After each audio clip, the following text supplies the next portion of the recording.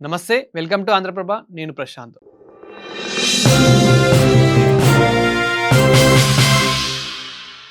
ఒక సామాన్య వ్యక్తి, ఒక సాధారణమైన వ్యక్తి ఇప్పుడు బ్రతకాలంటే మాత్రం చాలా కష్టం. ఇది నేను చెప్తుంది కాదు. ముఖ్యంగా ప్రధానమంత్రి మోదీ గారే చెప్తూ ఉన్నారు. ఎందుకంటే రేట్లు ఆ విధంగా పెరుగుతూ ఉన్నాయి.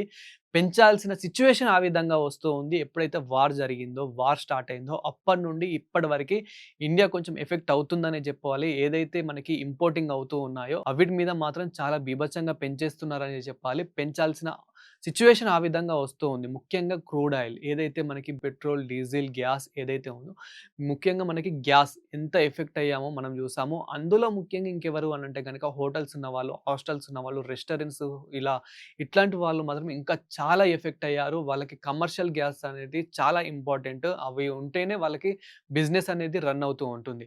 సో, అలాంటిది వాళ్ళకి గ్యాస్ దొరకలేని పరిస్థితి. సో, అలాంటిది ఇప్పుడు మళ్ళీ ఆ గ్యాస్ అనేది ఏ విధంగా పెంచారు. ఒకే రోజులో రూ.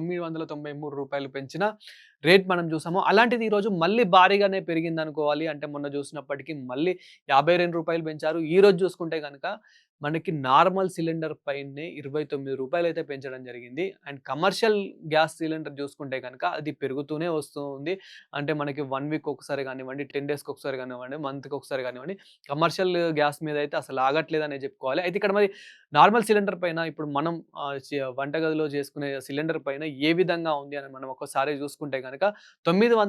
965 ఉన్న సిలిండరు అంటే ఈ రోజుకి రూ. 29 రాత్రికి రాత్రే పెరిగింది కాబట్టి ఇప్పుడు ప్రస్తుతం మనకొచ్చేసి మన తెలంగాణలో రూ. 994 2 తెలుగు రాష్ట్రాల్లో అయితే ఈ విధంగా అయితే ఉంది. అండ్ మనకి ఇక్కడ ముఖ్యంగా దేశవ్యాప్తంగా ఇప్పుడు ఢిల్లీలో చూసుకుంటే గనక రూ. 942 అయితే ఈ రోజుకైతే ఉంది నార్మల్ సిలిండర్. అదే కమర్షియల్ సిలిండర్ విషయానికొస్తే గనక అది భారీగానే పెరిగిందనే చెప్పుకోవాలి. రూ. 3315 అయితే కమర్షియల్ సిలిండర్ 2 తెలుగు రాష్ట్రాల్లో అయితే ఇంత రేట్ అయితే కనిపిస్తూ ఉంది. అదే విధంగా ఢిల్లీలో చూసుకుంటే గనక రూ.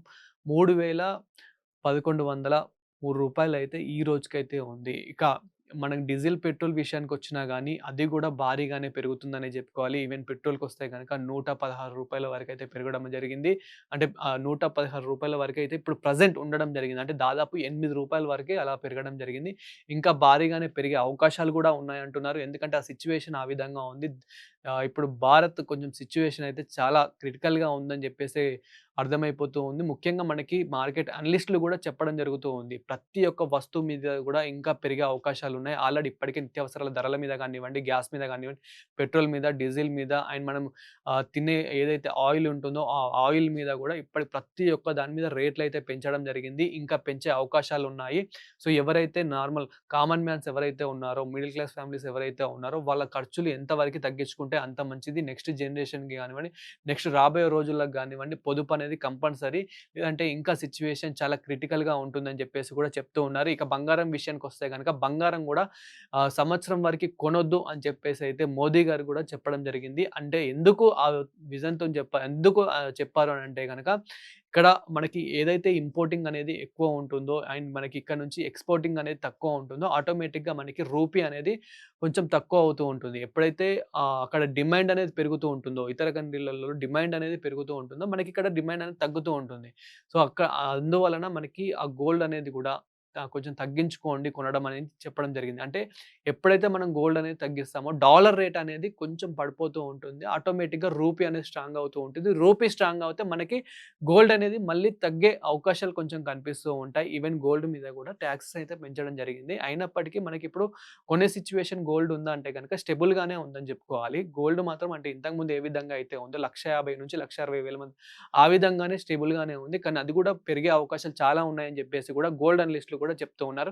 ఇక్కడ ముఖ్యంగా ఏంటంటే భారీగా పెరుగుతున్న గ్యాస్ ధరలు.